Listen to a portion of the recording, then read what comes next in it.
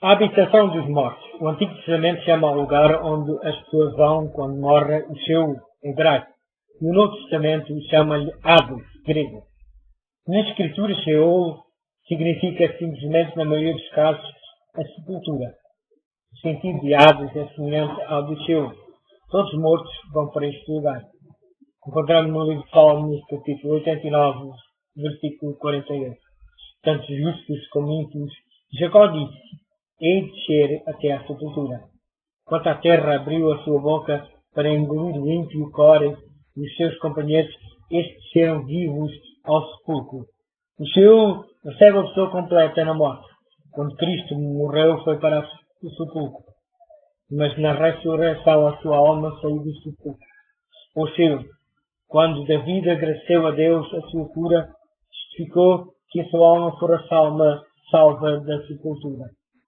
A sepultura não é um lugar onde se possa estar consciente. Visto a morte ser um sono, os mortos permanecerão num estado de inconsciência na sepultura até a ressurreição, momento em que a sepultura, o Hades, entregará os seus mortos. Encontramos no capítulo 20 de Apocalipse, versículo 13.